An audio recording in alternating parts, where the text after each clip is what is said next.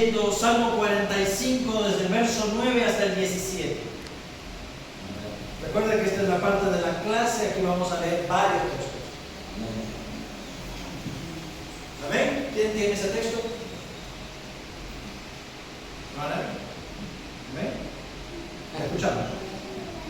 Amén. Sí.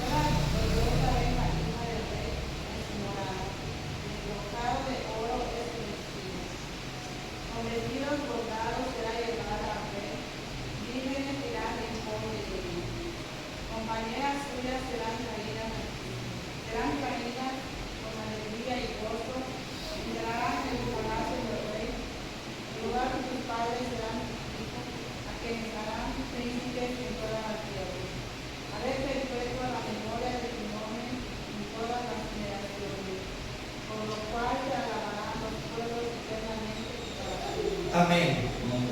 Le dice, hablando del rey, hablando en este salmo, habla del rey mesiánico, le dice: eres el más hermoso de los hijos de los hombres.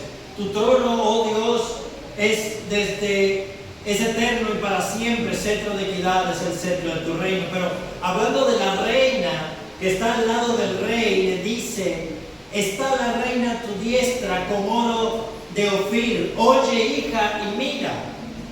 Le dice a la reina: inclina tu oído, olvídate de tu pueblo y de la casa de tu padre, y deseará el rey tu hermosura, e inclínate a él, porque él es tu Señor. ¿Quién es esta reina?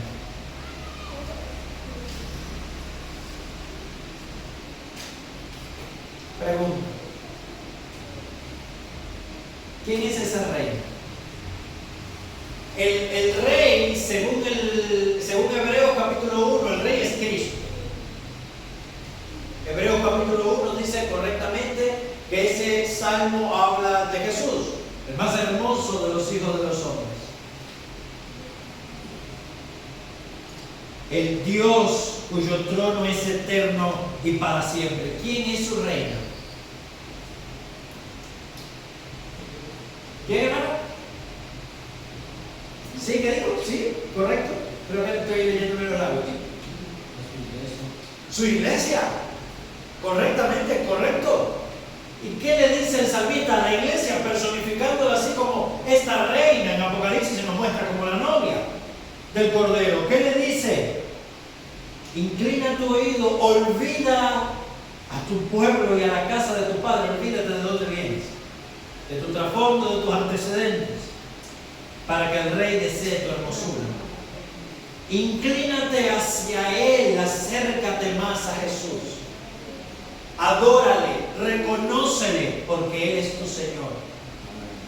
Precisamente de esto vamos a hablar en la clase de hoy. Hasta aquí hemos recorrido el tema de la iglesia. Por la mañana, amados hermanos, estamos exponiendo, estamos dando series expositivas de las cartas del Nuevo Testamento. Por la tarde estamos dando la serie temática de la iglesia. Hoy, nuestra clase número 8. Llevamos 2 meses hablando de este tema, más o menos. Hoy nuestra clase número 8. ¿Qué hemos visto hasta aquí? La relación de la iglesia y los pactos. Esa fue nuestra clase 2, 3 y 4. La iglesia como el propósito eterno de Dios, la iglesia bajo el antiguo pacto, la iglesia como el pueblo del nuevo pacto. Las últimas 2 clases que vimos trataron sobre las metáforas con las que la Escritura describe a la iglesia. ¿Quién me dice una de esas metáforas? ¿Cómo el Nuevo Testamento reconoce a la iglesia? La iglesia es comparada con el cuerpo de Cristo. Muy bien. Me alegra eso. La iglesia es el cuerpo de Cristo. ¿Qué más? Una más. ¿A qué más se le compara? A un cuerpo, a...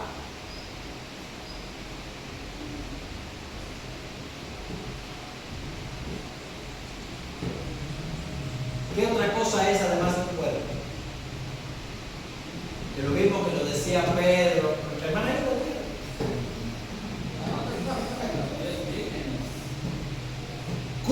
como las vírgenes, sí, es correcto.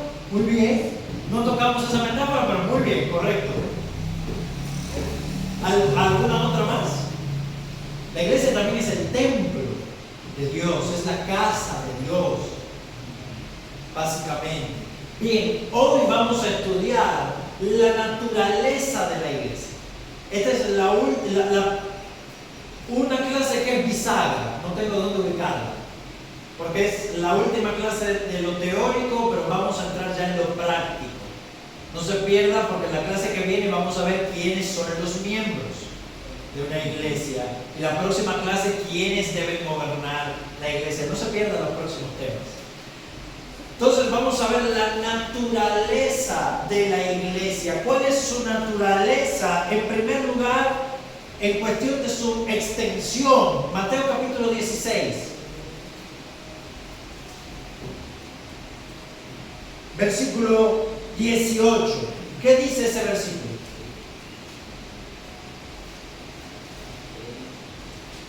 Mateo capítulo 16. Un hermano que rápidamente lo esté buscando y lo lea. 16, 18. Sí. Yo también te digo que tú eres Pedro, y sobre esta roca edificaré mi iglesia. Las puertas del Hades no prevalecerán contra ella. ¿De qué iglesia está hablando ahí? Por favor, no diga que la de Roma. ¿De qué iglesia está hablando ahí? ¿Alguna iglesia local específica? De todas. Todas las iglesias que Cristo promete edificarlas, y que la puerta del Hades no prevalecerá contra ella. En ese sentido, el alcance de la iglesia de Cristo es universal. Este es el primer concepto que vamos a ver. La iglesia universal. Vamos a ver otro texto. Hebreos capítulo 12.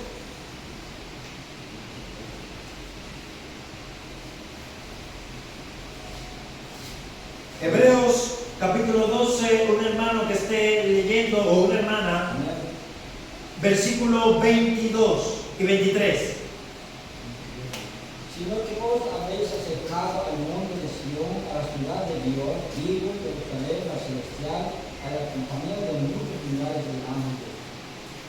¿El 23? Y de la congregación de los primogénitos que están inscritos en los cielos, y a Dios, los jueces de todo, los espíritus de los justos, ellos del pueblo. Muy bien. Si recuerdan que nosotros ya estudiamos en Gálatas quién es Jerusalén la celestial, ¿no?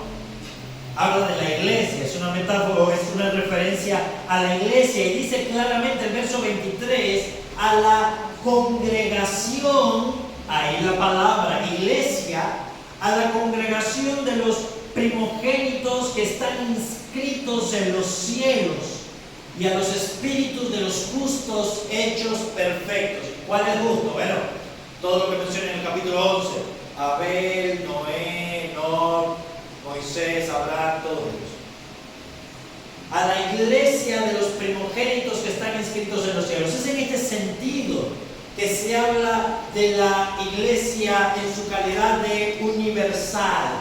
¿Qué es la iglesia universal? Los hermanos que toman nota, la iglesia universal son todos los creyentes reunidos en Cristo en todo tiempo y lugar. ¿Se entiende eso? ¿Qué es la iglesia universal? Es la unión, es la congregación de todos los creyentes reunidos en Cristo en todo tiempo y lugar. Esa es la iglesia de Cristo.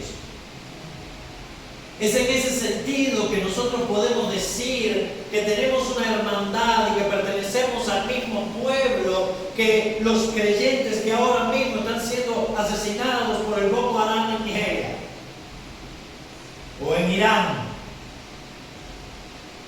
o los creyentes en China, Corea.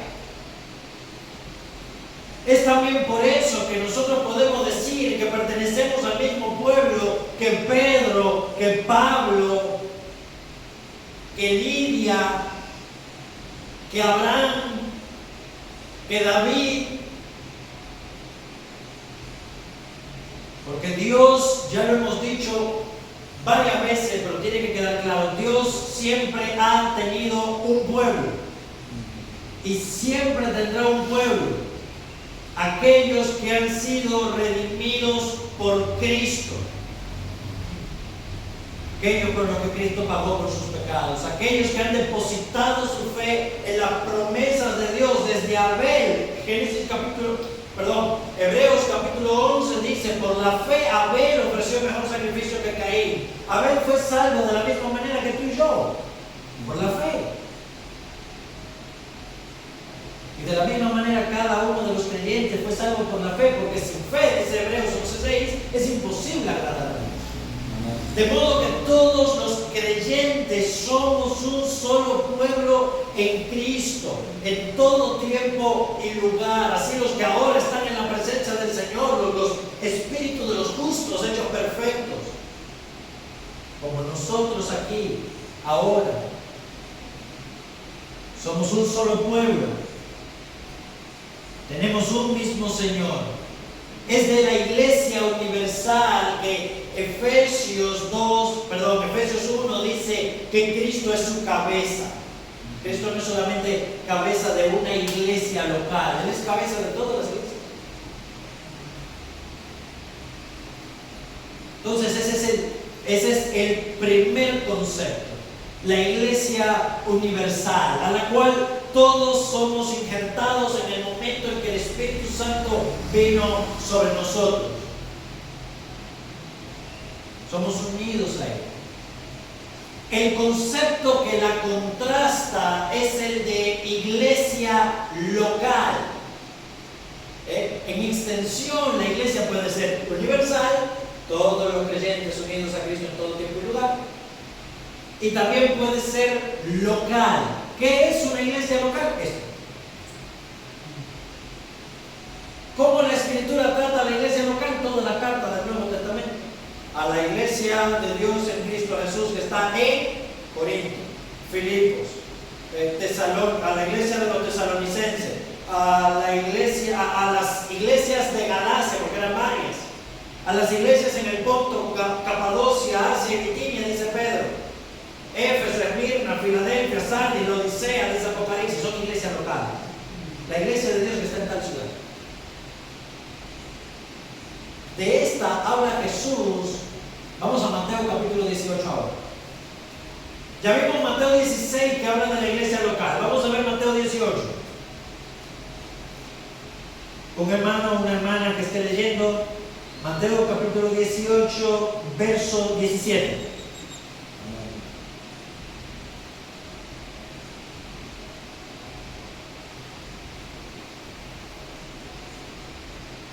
¿Qué dice? Ahora, no te lo pienses, ¿no? Si no los oyere a ellos, dilo a la iglesia. Si no oyere a la iglesia, entonces por cumplir. Muy bien, hablando en el contexto de la disciplina, dice: si no oyere a los testigos, dilo a la iglesia. ¿A cuál iglesia? No puede ser a la iglesia universal, porque yo no tengo que avisar a los creyentes en China. Evidentemente está hablando de la iglesia local, un grupo de personas en un lugar particular que puede tomar una decisión respecto a cuestiones disciplinarias. Aquí está hablando Jesús precisamente de la iglesia local. Dilo a la iglesia. Y más abajo dice: por eso si dos se ponen de acuerdo en la tierra en cualquier asunto, les será hecho por mi Padre que está en los cielos. Ahora, ¿cómo conceptuamos a la iglesia local? ¿Qué cosa es una iglesia local? Cualquier grupo de personas que se reúnen no es una iglesia local. Esto es importante aclarar. Amados hermanos, 3 creyentes aquí nos reunimos a tomar café en mi casa y a hablar de la Biblia. No somos iglesia local.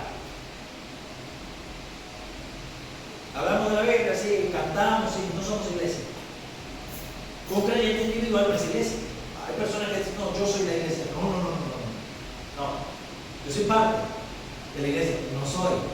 ¿Por qué? Es simple, porque el término iglesia significa asamblea. Una persona no puede ser una asamblea, eso no soy. Tan simple como eso. Entonces, yo no soy la iglesia, soy parte de ella. Primero mismo. Entonces, ¿qué es una iglesia local? Una asamblea de creyentes bautizados en el nombre de Cristo, unidos o con la intención de andar unidos en una unión de pacto, en un compromiso. Eso es importante. De someterse mutuamente y edificarse mutuamente, eso es parte de la vida de la iglesia. Bajo la dirección de líderes ordenados por Dios para participar de las ordenanzas, del bautismo y del Señor. Eso es una iglesia. Una congregación de creyentes bautizados en el nombre de Cristo que deciden andar en unidad de pacto, en unidad de compromiso mutuo, ministrarse los unos a los otros, adorar a Dios bajo la dirección de líderes ordenados y llamados por Cristo y participar de las ordenanzas del bautismo y la cena del Señor. Eso es una iglesia. ¿Por qué tanto énfasis en la unidad de pacto, amados hermanos? Porque Cristo dice, ustedes son, le dice a la iglesia de Corinto, 1 Corintios 12, ustedes son el cuerpo de Cristo. Y miembros cada uno en particular, ustedes. Y los miembros están unidos. Entonces, para ser iglesia debemos concebirnos como cuerpo. Una persona que llega hoy de visita es un hermano en Cristo, pero no es miembro de nuestra iglesia, no de la iglesia local. Será miembro de la iglesia universal y del evangelio, pero no es miembro de la iglesia local. El miembro de la iglesia local es una persona que tiene la decisión de asistir regularmente y que puede identificar al resto de nosotros como sus hermanos, como partes y miembros del mismo cuerpo. Eso es una iglesia local. La iglesia local, veremos la semana que viene, tiene una membresía definida. Hay personas que le hacen alergia a la membresía de la iglesia. Amados hermanos, eso es un error. La Escritura presupone la membresía. Hechos capítulo 1 dice que estaban 120 orando. Y en el capítulo 2 dice que se le añadieron a los discípulos otra cantidad de creyentes, como 3,000 personas. ¿A dónde fue que se añadieron? A esa membresía original de creyentes. Si no hay una membresía ordenada, si no hay un reconocimiento de que yo soy parte de una comunidad local y que yo respondo a una comunidad local, en primer lugar, yo no podría cumplir mi función de pastor, no sabría quién pastorear. Y no puedo pastorear a todo el que se dice creyente, son demasiada gente. Ni soy responsable por todas las almas igual. Y ustedes no sabrían a quién tienen que ministrar, porque nuestro deber primario es con la iglesia local. Y Dios nos ha injertado a un cuerpo local para ministrarle a ese cuerpo local los dones que Dios nos ha dado. El ejercicio de los ministerios y los dones, hermanos, se hacen en una iglesia local. Esa es la importancia de la membresía. Vamos a hablar la semana que viene. Esa es la importancia de definir qué cosa es una iglesia local y quién es parte de ella. Quien tenga alguna duda puede levantar la mano. Estamos en la mesa. No hay problema. Entonces se entiende claramente la diferencia. La iglesia universal, todos los que han creído en Cristo en todo tiempo y lugar. La iglesia local, una congregación particular de creyentes que deciden andar juntos en unidad de pacto, participar mutuamente de las ordenanzas, edificarse mutuamente bajo la dirección de Dios. La iglesia universal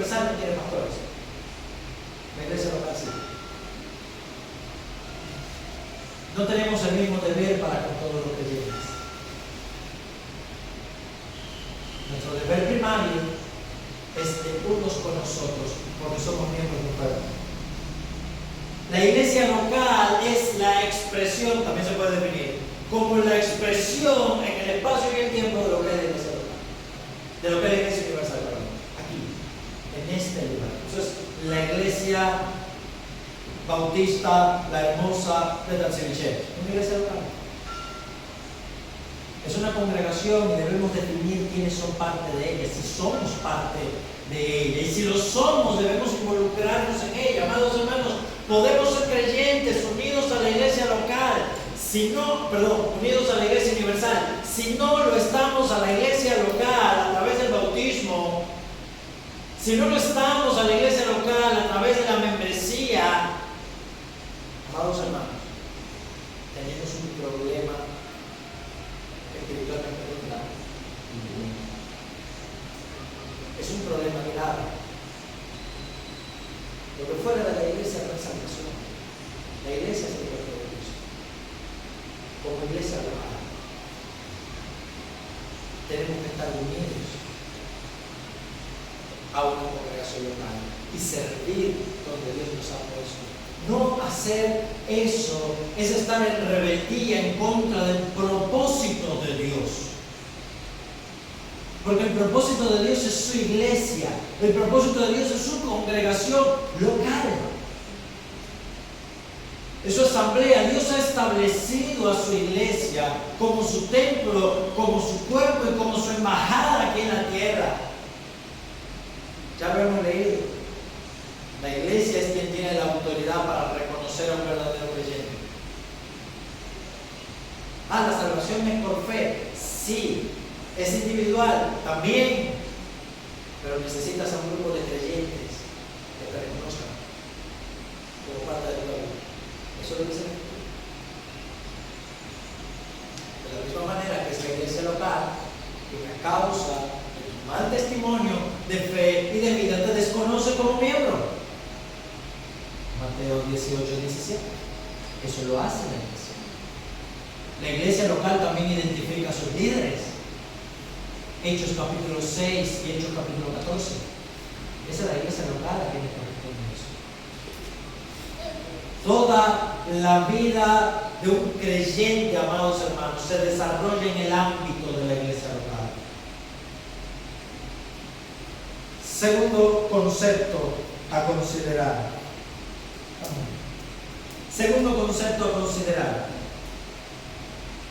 Ya vimos la iglesia la naturaleza de la iglesia en cuanto a su extensión puede ser universal, puede ser local. Ahora vamos a ver la naturaleza de la iglesia en cuanto a su visibilidad. Segunda Timoteo, capítulo 2. Esto me responde a la pregunta: ¿son todas las personas miembros de la iglesia verdaderamente salvos? ¿Qué creen? Fuera de la iglesia no hay salvación, pero dentro todos son salvos.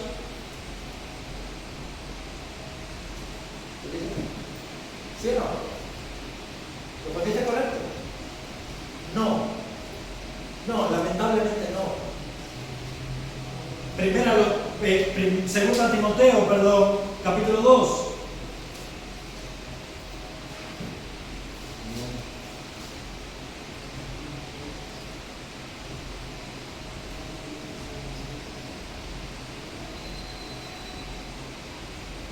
Dice versículo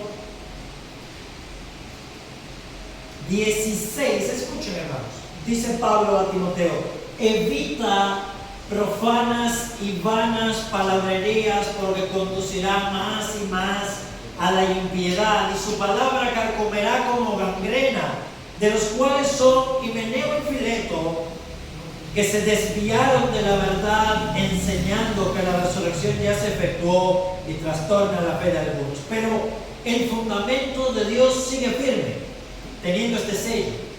¿Cuál es el sello? Conoce el Señor a los que son suyos, y apártese de iniquidad todo aquel que invoca el nombre de Jesús. En cuanto a su realidad, la iglesia es invisible. En un sentido. ¿Cuál es la iglesia invisible? La iglesia como Dios la ve. La iglesia invisible es la iglesia como Dios la ve. Todos creyentes, todos justos, todos en gloria, todos santos. Recuerda, esta mañana lo mencionamos. Dios nos ve a través de Cristo. En plena perfección, ya en gloria, unidos a Cristo. Esa es la iglesia como Dios la ve. Una maravilla, una genialidad. Perfecta y sin mancha. Esa es la iglesia invisible. Dios conoce a los que son suyos. Leímos esta mañana la parábola del reino, Mateo capítulo 13. ¿Cuál es una de las parábolas que habla de esto? El trigo y la cizaña. Hay trigo. Dios lo sembró. Él sabe quién es. También hay cizaña en medio de ellos. ¿Cuándo se verá la diferencia? El día de Dios. Cuando el Señor venga. Ahora, esa es la iglesia invisible. ¿Cuál es la iglesia visible? La iglesia tal cual la vemos nosotros.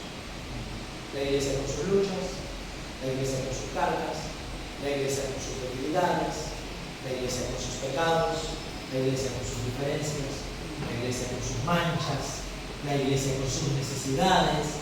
La iglesia donde hay una unidad mixta de personas profesas, donde todos son creyentes profesos, pero no todos son verdaderos creyentes. Hay quienes profesan ser creyentes, pero en realidad no lo son.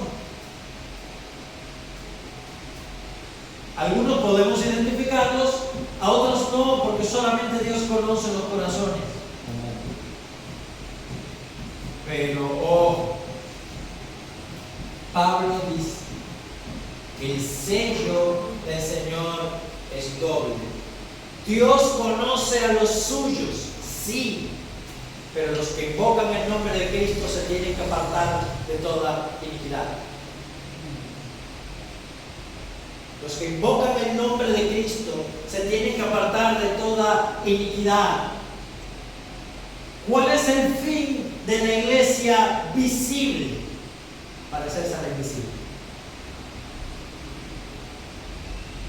¿Cuál es el fin de la iglesia como nosotros la vemos? Que se parezca más a como Dios la ve. Ese es el propósito. ¿Cuál es nuestro propósito individual, hermanos? Ser cada día más como Cristo.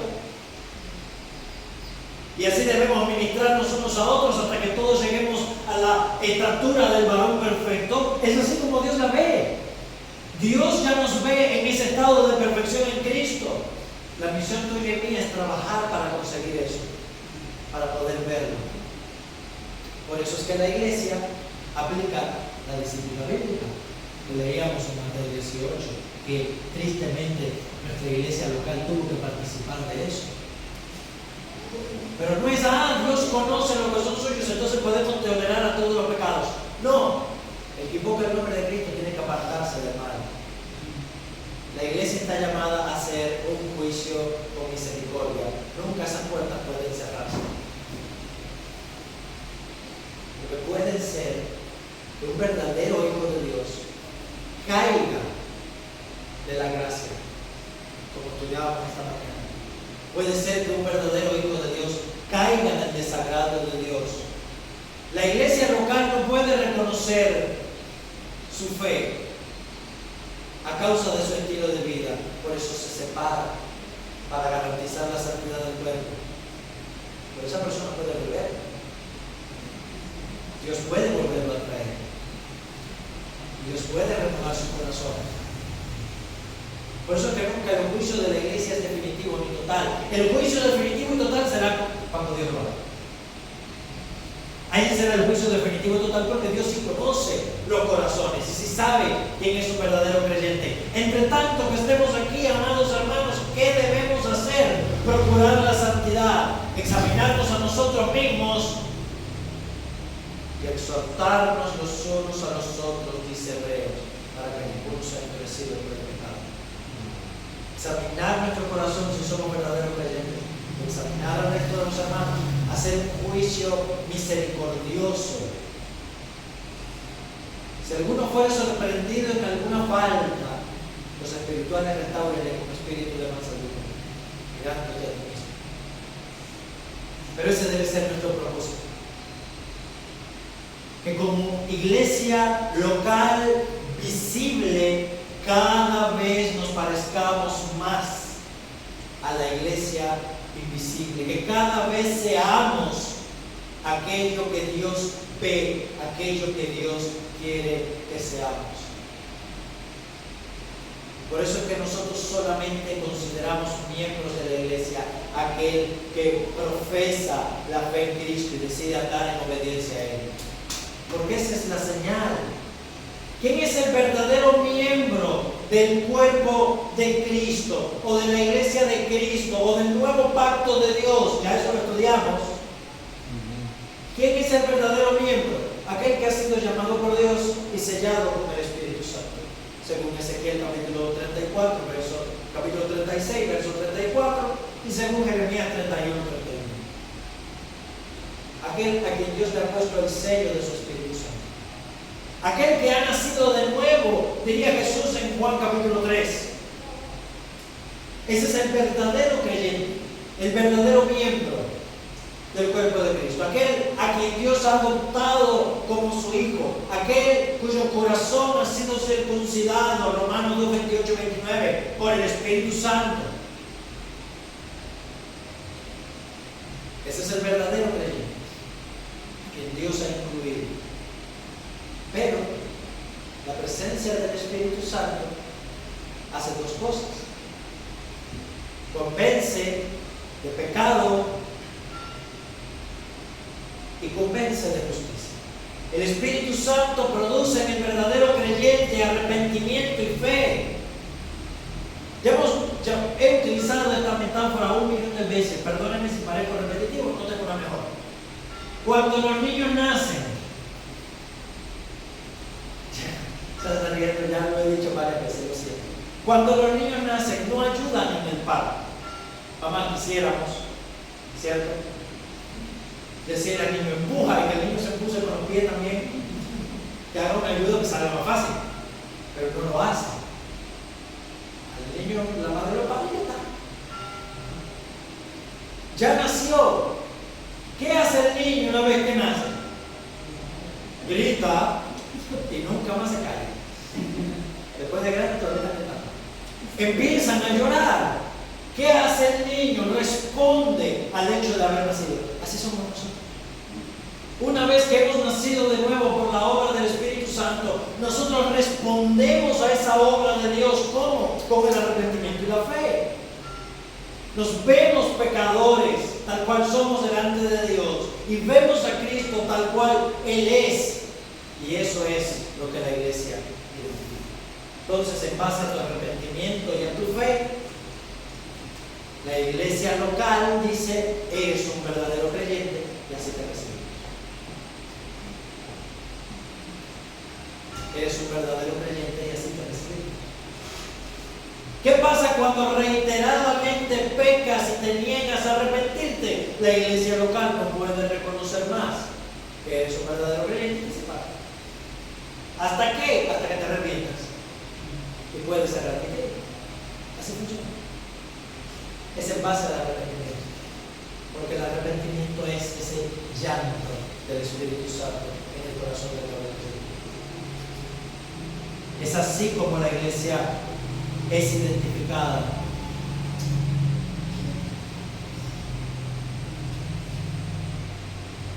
Tercer concepto, y lo vamos a ver brevemente, para dejar lugar a las dudas. El tercer concepto: iglesias falsas y verdaderas. Esto es importante determinarlo ahora. ¿Qué es una iglesia falsa? O en otra palabra, ¿cuáles son las marcas de una iglesia verdadera? ¿Qué características nos permiten distinguir que somos parte de una verdadera iglesia y no nos estamos engañando? ¿O que estamos dentro de una iglesia falsa? Tres características muy sencillas. En primer lugar, predicación fiel del Evangelio. Esa es la primera señal. Predicación fiel del Evangelio. En un lugar, hermanos, donde no se predique la salvación únicamente por la obra de Cristo en la cruz, donde no se predique la salvación únicamente por la fe en Cristo Jesús, quien vivió, murió y resucitó en nuestro lugar, no es una verdadera iglesia. Ese es el núcleo de una iglesia verdadera. La predicación del Evangelio. No es un invento mío, vayan conmigo, Hechos capítulo 2.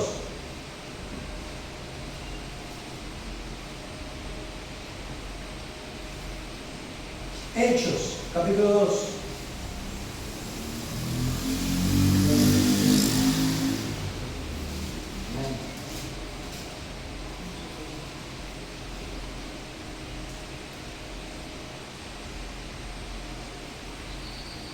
Versículo 36 en adelante, escuchen, hermano. Pedro está predicando el Evangelio. Dice: sepa pues ciertísimamente toda la casa de Israel que a este Jesús a quien vosotros crucificasteis, el Evangelio, Dios le ha hecho Señor y Cristo. Al oír esto se compungieron de corazón, arrepentimiento, y dijeron a Pedro y a los otros apóstoles: varones hermanos, ¿qué haremos?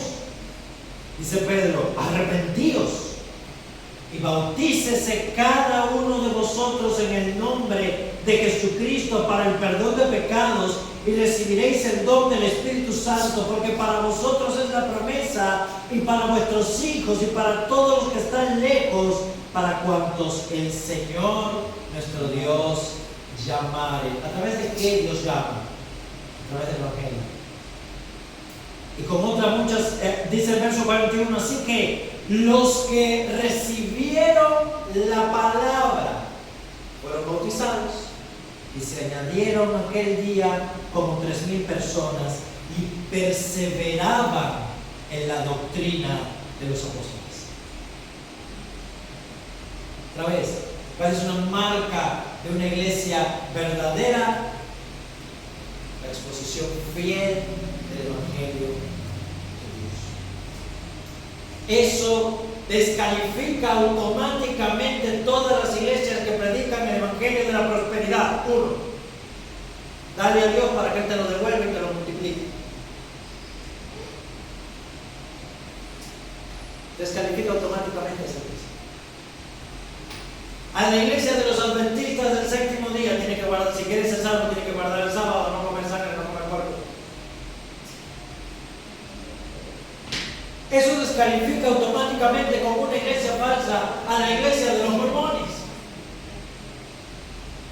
No tomes café, no tomes esto. Jesús fue un buen hombre. De la misma manera, el testigo de Jehová. Todo aquel que no reconozca a Cristo como quien Él es, en realidad, y aquel que le añade obras al Evangelio, no es una verdadera iglesia. No importa qué crees respecto a la escatología, no importa qué crees respecto a otras doctrinas secundarias, a cómo gobierna la iglesia, si bautiza niños, si no los bautiza, si bautiza para pasión, central. Se predica el Evangelio de Cristo. En segundo lugar, si practican las ordenanzas del Señor. La Santa Cena, como Cristo lo ordenó, y el bautismo. Si practican estas dos ordenanzas. Hay grupos que se llaman iglesias que no bautizan y no celebran la Santa Cena. No son iglesias de Dios. Hay grupos que, llamándose iglesias, han pervertido el bautismo y la Santa Cena. No son iglesias de Dios, porque no practican esa ordenanza como Cristo lo ha establecido. ¿Son todos falsos? ¿Todos los miembros de esa iglesia son falsos creyentes? No. En lo particular creo que Dios tiene, aún ahí, tiene hijos e hijas. ¿De acuerdo? Aún dentro de muchos dentro de la iglesia católica son hijos son pueblo de Dios, son salvos. Pero esas iglesias como institución no son una iglesia de Dios, no son una verdadera iglesia. En tercer lugar, se practica la disciplina bíblica como una señal. La disciplina bíblica ya lo leímos en Mateo 18, 17. La disciplina tiene la intención de mantener la unidad de la iglesia. En primer lugar, amados hermanos, lo vamos a ver más adelante, pero la disciplina tiene dos funciones: la disciplina instructiva y la disciplina correctiva. Disciplina instructiva es esta que están recibiendo. Toda información, exhortación, consejería. Nosotros estamos todo el tiempo bajo disciplina. Todo el tiempo estamos siendo entrenados, estamos siendo formados, estamos siendo capacitados. La disciplina correctiva es la que implica la excomunión, un llamado de atención, una reflexión, como los hermanos que me llegan tarde al servicio dominical después de la oración. Disciplina reflexiva, lleguen a tiempo. Esas son las tres marcas. El Evangelio claramente predicado, las ordenanzas claramente administradas y la disciplina bíblica como debe ser. Tres marcas. Todas las que practican eso, llámense Asamblea de Dios, llámense Iglesia Metodista, llámense Iglesia Bautista, no importa. Mientras se practique eso, es una verdadera iglesia. Ahora, 5 minutos. Dentro de las iglesias verdaderas hay diferencias en grados de pureza. Hay iglesias que son más puras, hay iglesias que son menos puras, menos fieles, menos precisas, si se quiere decir. Ahora, un ojo. Hay un texto que me gusta que dice que debajo del cielo las iglesias más puras tienen manchas suficientes delante de Dios y tienen suficientes defectos. No son perfectas. No estamos hablando de perfección, de infalibilidad, de maravilla y de gloria. Quien quiera buscar una iglesia perfecta, quien espere encontrar una iglesia perfecta, mire, no entre, porque la arruina. Si encontramos una iglesia perfecta, mejor no entramos. No sé que la echemos a perder. A partir de ella no sé qué es perfecto. Pero hay iglesias que son más puras que otras, evidentemente. ¿Y qué es lo que caracteriza o determina la pureza de una iglesia? Su intención de someterse estrictamente a lo que dice la palabra de Dios. Eso es lo que determina la pureza de una iglesia. Si la iglesia tiene la intención, la voluntad como congregación de someterse lo más estrictamente posible a lo que Dios ordena en su palabra.